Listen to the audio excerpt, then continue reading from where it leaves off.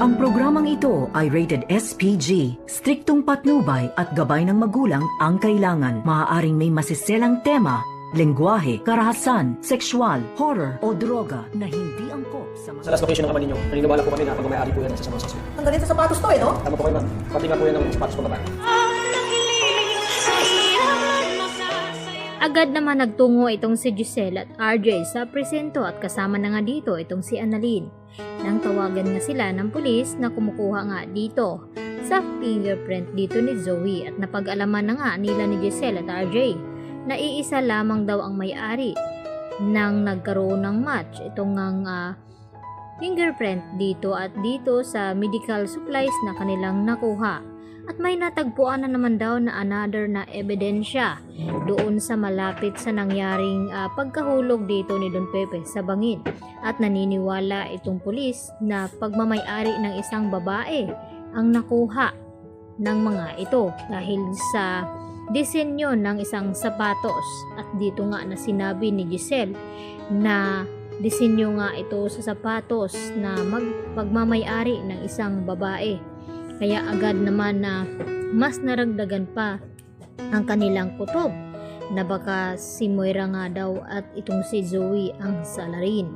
At nagtanong itong si RJ at itong si Giselle kung kaninong fingerprint nga ba ang nagmatch, kay Zoe nga ba o kay Moira. At agad naman nagulat ang mga ito nang sabihin sa kanila ni Chef Gonzaga na kay Zoe ang mga fingerprint na kanilang nakuha at 100% na nagka-match.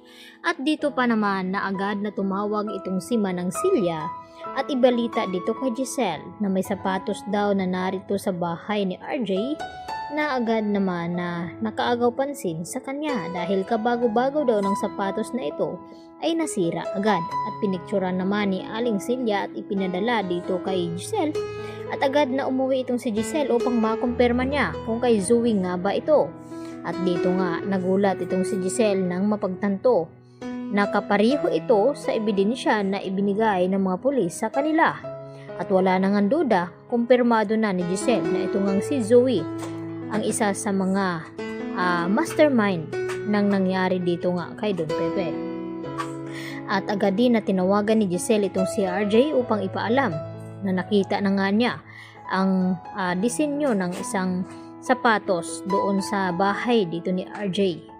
At dito naman na nabalitaan ni Moira na nakarating na nga dito kina Giselle at RJ ang resulta di umano ng fingerprint dito ni Zoe.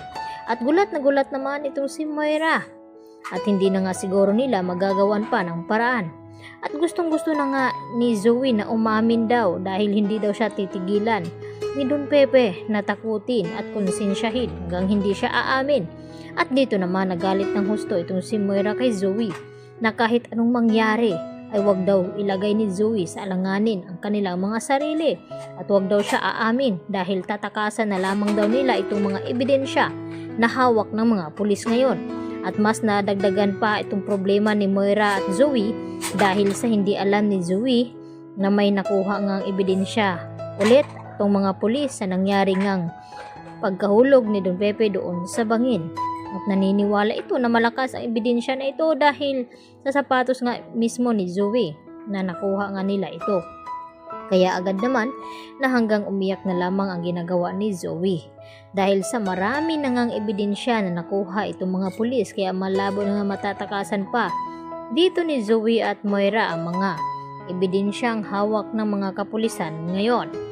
Samantala, nagdududa na rin itong si Dr. Antonio Luke na kung bakit parang napapraning na nga itong si Zoe sa kakaisip dito kay Don Pepe na parang palagi daw nagpaparandam sa kanya at tinatakot.